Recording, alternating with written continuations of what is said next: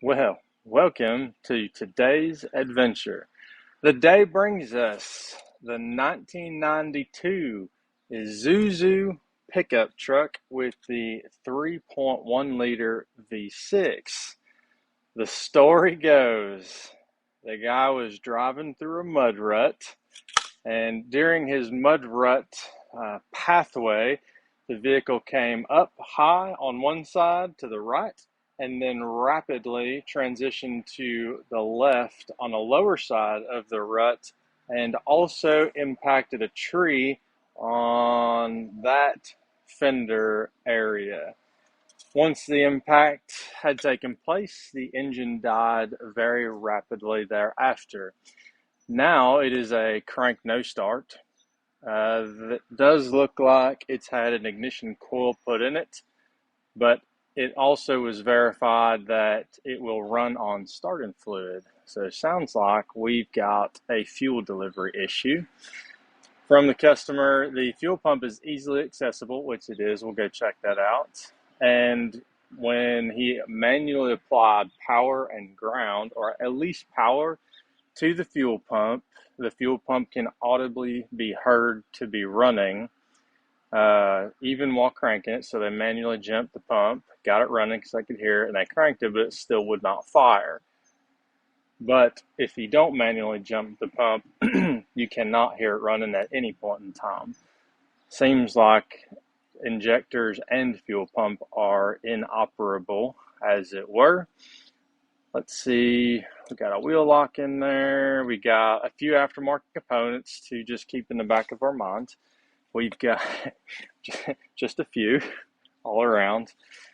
But notably, particular to electrical diagnostic type work, we've got an aftermarket radio, winch controller. The winch controller wire runs through the firewall to a relay bank under the hood. There are two manual fan switches that need to be operated manually when the engine warms up. One of them, the high-speed fan bearing or secondary fan, whatever, one of the switches has a bad fan bearing, so be careful with it. But all of the aftermarket electronics that have been installed for several years without issue. So we don't necessarily have much to suspect in the way of interference between those aftermarket electric accessories and the impact that it took. And a note, the clutch switch is bypassed, so we will need to be careful with that. But that is what we have. I think we are going to start by verifying what the guy said. We'll give her a little puff on some Narcan and see if she recovers quickly, briefly. And if she does, I think we're just going to grab the scope, do a quick power and ground check at the fuel pump as well as the injectors, and probably print some wiring diagrams and see if there's anything particular that those have in common and go from there. Let's get after it.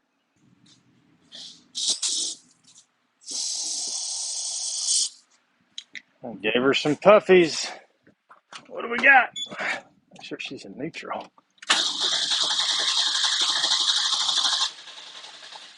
Ooh, I can hear it, the RPM accelerate. Let's give her a little more. See if we can get her going a little bit longer while I ride around here.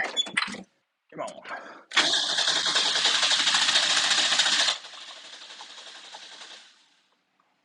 I wonder if I can dual hand this. I'm pretty sure we're doing all right as our window's goofy. I'd like to actually get it to fire for a hot second. I don't know if I can do this at the same time. Oh, let's see here. And clutch pedal, make sure.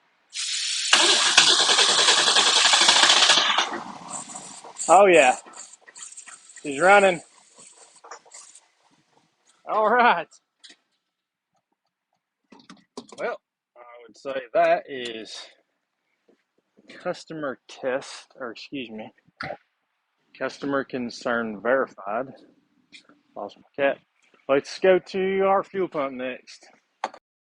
Taking a peek here at our wiring diagram. We got, looks like 3 relays set up with this fuel system. There's fuel pump relay 1, fuel pump relay 2, and then there's an ECM relay that feeds these 2 injectors. These are our 2 injectors here.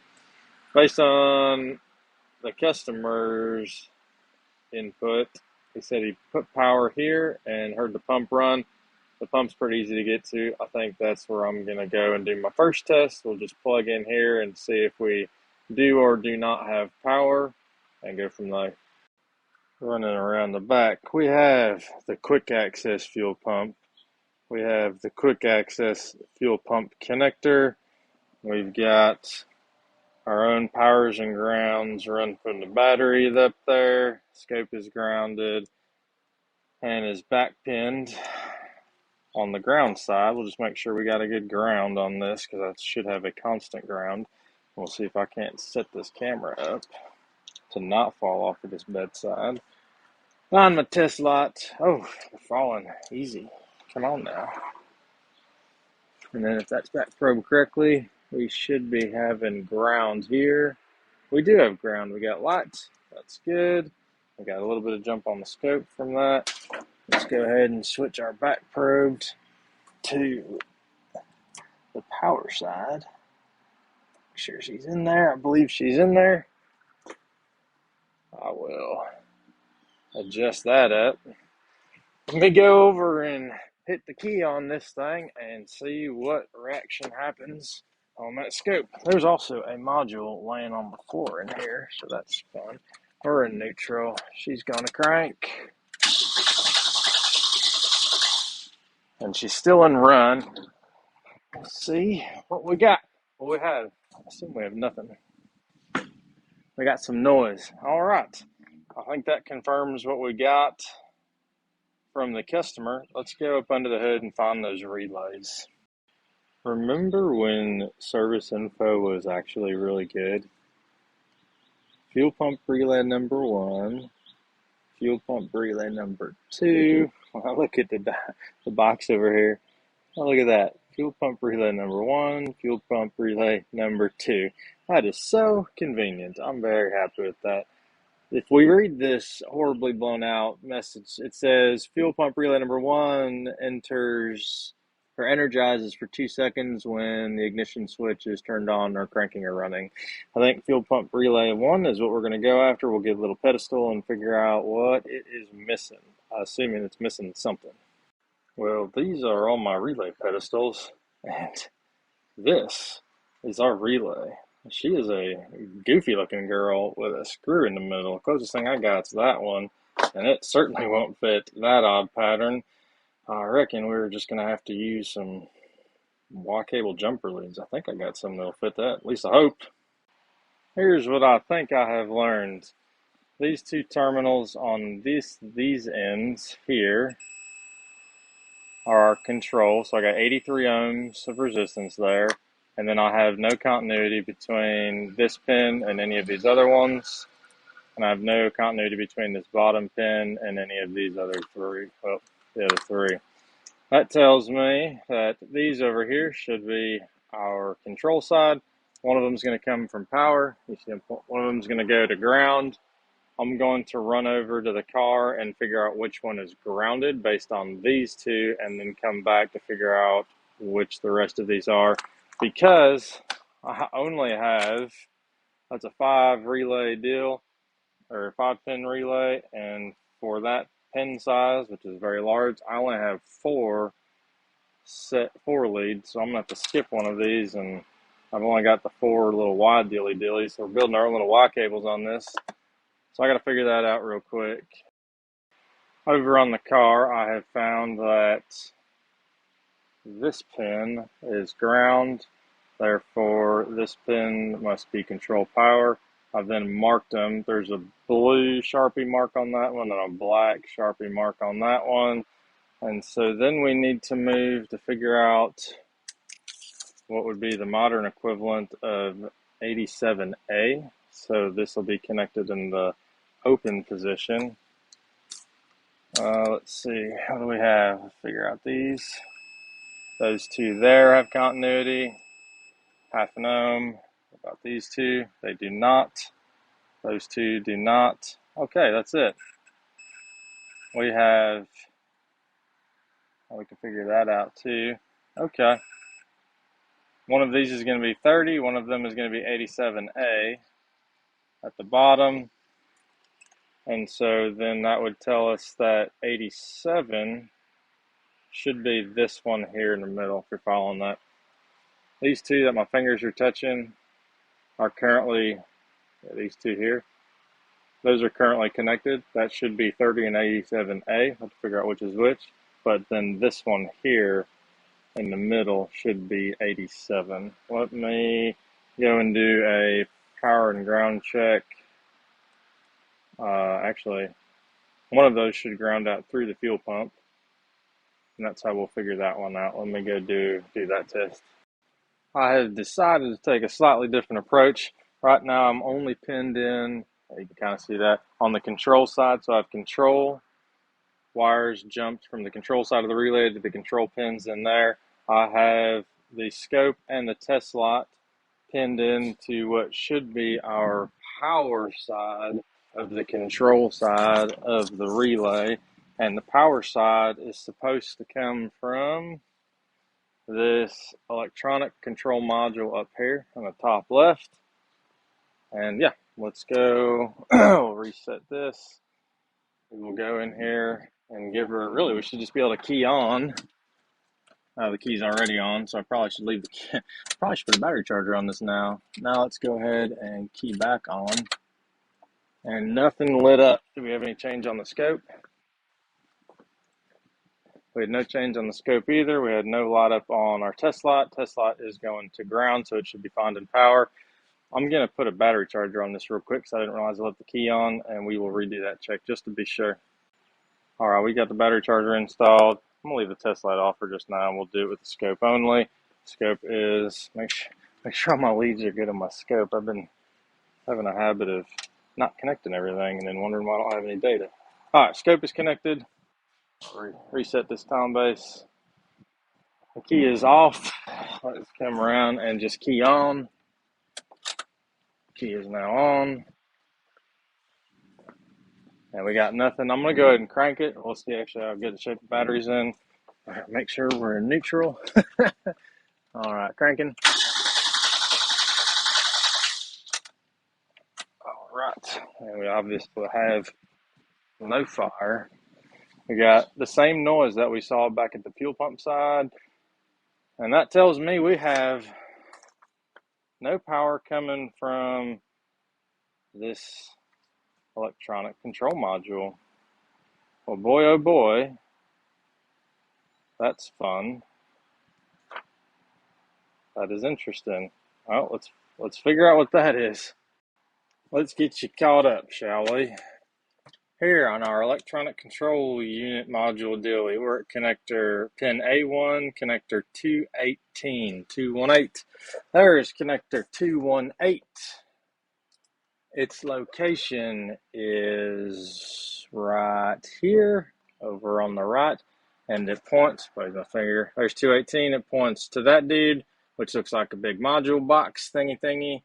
And when we go to actual connector views, there are two connectors there. We have a 24-pin AB connector, and we have a 32-pin CD connector. And we are looking, again, for A1, and it says it's a white and red, and A1 is a white and red. Let's go have a peek-see. I do believe I found her. And when this old girl showed up, it pretty well showed up just like this. It's that thing right there on the floor. And let me fumble this camera around so you can see maybe something. We do, in fact, have a 2-row 12-pin connector and a 2-row 16-pin connector. What looks like it's going to be our corner right there. That is a white and red. I should have double checked a couple others. I'm going to double check pin A2 for blue and gray or something. And I'm going to check B1 for a white and gray, maybe. Let me go double check those, make sure that's the right one. Righto, I got power and ground. Oh, you can't see nothing. Power and ground coming straight from battery because I don't know what's good and what's bad in here. We got our scope. I'm going to connect to here to make sure we still have a good battery connection and balance the phone gingerly on the seat and give you the greatest glare, like only the greatest glares. All right, let us connect our ground side. That is connected now. Oops, nope, that's not connected. Connect ground, wrong. And now I'm just going to touch this battery jumper to make sure we should go to 12 volts. We do have a 12 volt reaction. Excellent. Okay, so we have a good ground connection. That's what we really wanted to know. And our question is we should have power on that pin right there. So we are back probed in pretty good. Scope reset. Let us key on.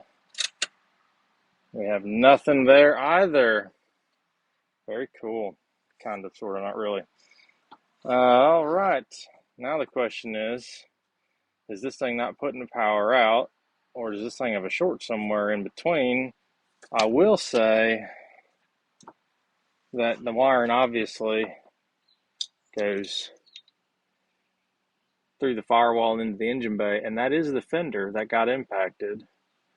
But do we have a module issue or we have a wiring issue? That's a great question.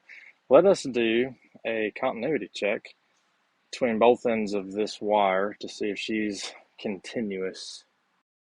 Connector is unplugged. That lead is back probed. Those terminals are quite easy to get to, so I know I'm pretty confident I've got good connection. That red lead just goes to the old multimeter. She's set on ohms.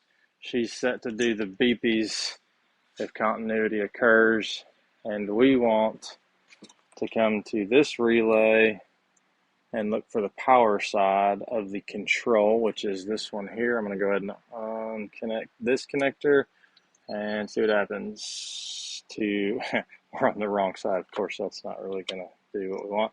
This is what we want. We want to go right here. Ooh, she does have continuity and half an ohm. She's beeping. I don't know if you can hear it. Can you see it? Of course not. Why didn't you tell me? Still can't see it. I don't know if you can hear it, but she's beeping over there. We got continuity. That's cool. Let us do another check on this side. I want to make sure we don't have a short somewhere also. So this should be a totally open circuit. This here, can't see. Why didn't you tell me you can't see? Come on, guys, keep up. What's the matter with you? It should be a totally open circuit. This is the other end of that wire coming out of the fuse box. That's what we're touching for good. We're going to touch B+. We have no continuity. B-, no continuity.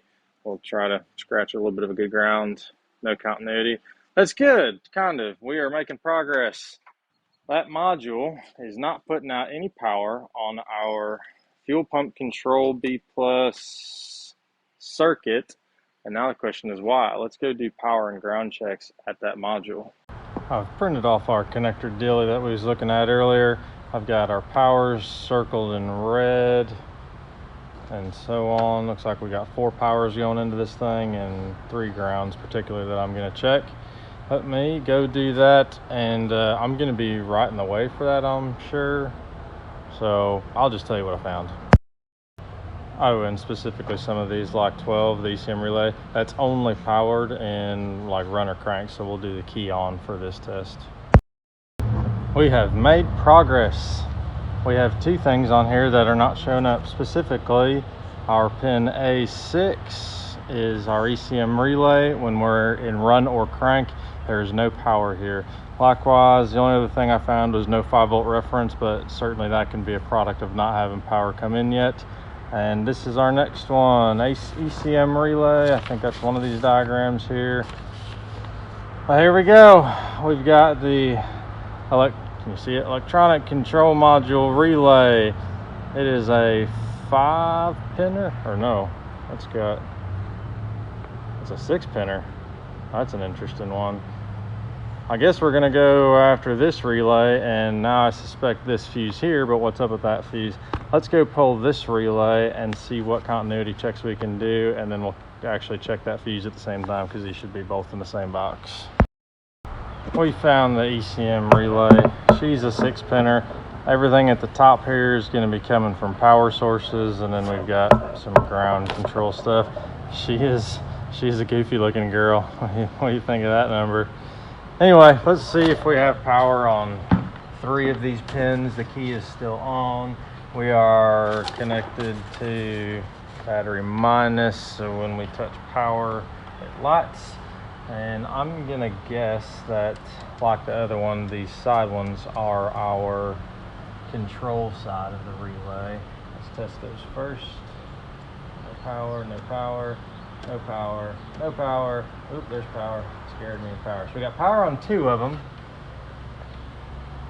and not 3. We should have power on 3. But power on 2. Which one is it coming from?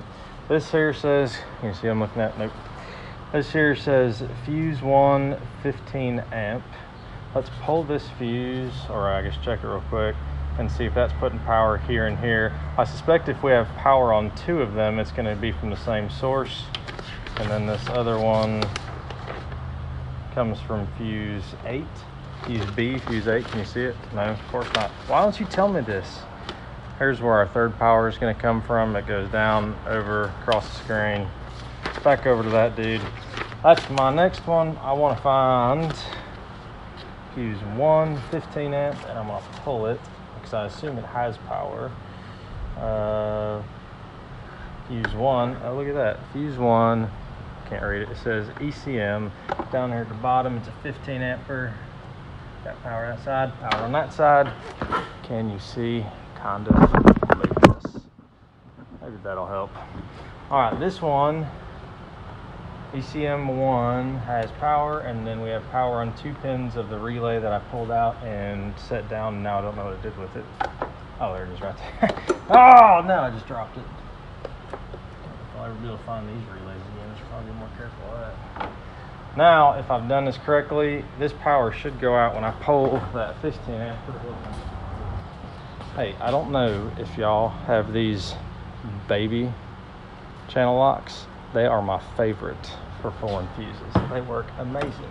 Now, if I did my job right, if I pull this fuse, that lock should go out. It did. Excellent. I'm going to switch the pins on this test light now and put this fuse back in. And it does go back. Excellent. We're making sense of it. That means, where are we? That has power. That has power. This one does not have power. Our white and yellow, which then comes from, we've backtracked this entire circuit to here, and fuse 8 or B. I think it's either 8 or B, and it's a 10 amp dash. Oh, it's in the dash fuse box. Well, let's go find that. Looking back under the dash, this is the current situation of our inside fuse box. We will look at that. Well, actually, if I go up inside of here, there's some floorboard stuff and what looks like a white sticker. I think that might be our fuse box decoder. Let's look at that. To the best of my ability, we're looking at fuse 8, maybe B, but 8 with a 10 amp. Coming down into our decoder, which it is. Oh, it's moving. Middle row, third one down, 10 amp, engine, and back L, whatever that is. Let's check that.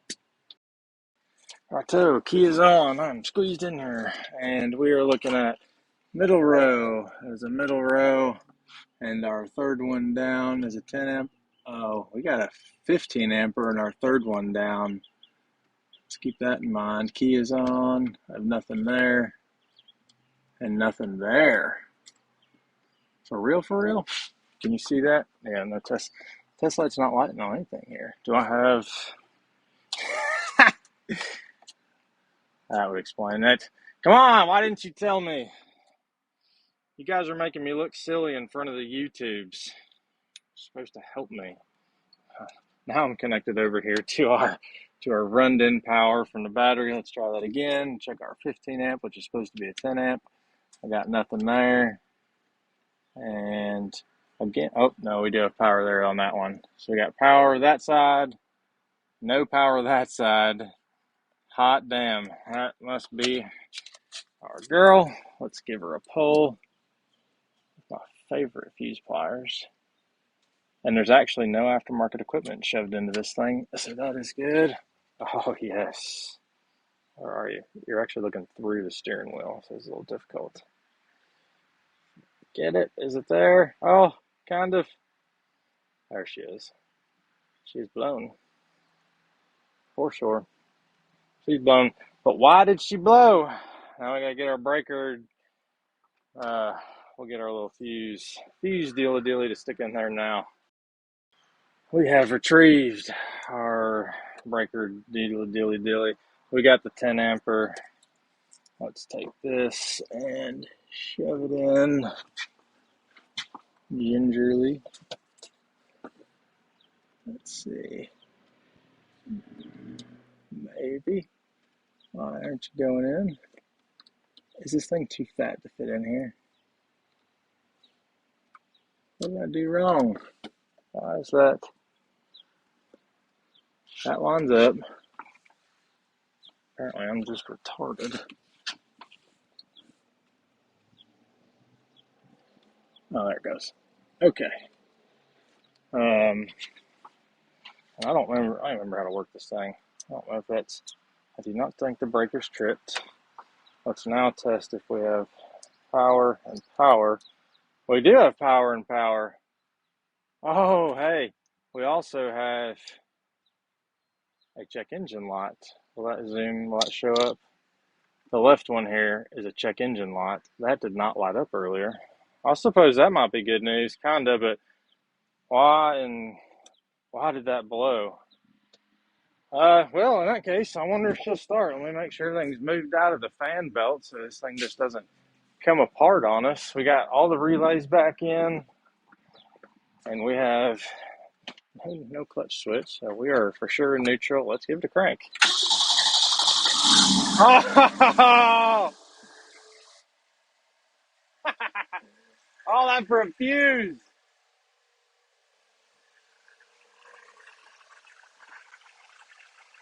That's it. She's running.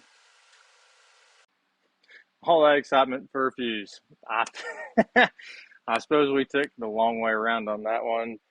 For sure. Regardless, we still got it. I am now going to actually plug this thing back in because the next question is, why did it blow? Of course, we know we had an impact in that area, but still, why did it blow? What touched where? What shocked and cross-connected or whatever to make that fuse blow? I don't know. I don't exactly think she's street legal, and she's got some loose parts under the front end, it looks like. But we got a parking lot we're going to rip around in. I'm just going to go ahead and install this breaker deal like it was after I get it cleaned up with all my tools. And I'm just going to drive around the parking lot. If something shows up after the drive, we'll bring you back. But I don't know what caused it, and that's a little concerning to me. We'll do a visual, like a little bit better of a visual inside that fender. Or like underneath the dash and see maybe if a wire rubbed through on the firewall. I don't know what caused that. But, I mean, that was it so far. I'll plug this in, do a test drive, and come back and see what I got. Closure on the 92 Isuzu off-road toy truck dealie. I took it for a test drive. Took it in the parking lot, and I did forward gears, reverse gears, left turns, right turns, left and right turns, and forward and reverse. I pushed and pulled all the wires. I took it down the little neighborhood road here. She gets the death wobbles bad at a whopping 18 miles per hour. Let me tell you what, it is a violent 18 miles an hour. That said, did the test drive on it. I pulled wires. I looked where the wires run from the engine computer down underneath the A-pillar to the firewall, and the wires there look good. I don't see any rub-throughs. The wire insulation or it's got like a rubber boot grommet deal that goes through the firewall. There's like 2 or 3 inches inside the firewall on the inside of the vehicle is where that insulation extends to. I don't see any rub throughs there. Like it's a clean pass through in the firewall. The wire harness that goes through the firewall in the engine bay does run along that left front fender, which is where he had that impact, though that all looks like factory wiring. It's tightly wrapped in what looks like, I guess, 92 model year Tessa tape or something equivalent to it. It looks like it's in very good shape. It does not look like it has been tampered with. It's still got like a lot of the push clip wire harness holder deals still on it. So I do not know what caused the overcurrent condition. It didn't pop the breaker when I was driving, and I moved it around again after I put a fuse in it just to make sure. And the fuse hasn't blown, it starts and fires. I have no clue what actually happened. Not sure. But regardless, that is our closure on this one. As always, I really just hope it was helpful for someone out there to get something out of it. Awesome. And I will catch y'all up in the next video.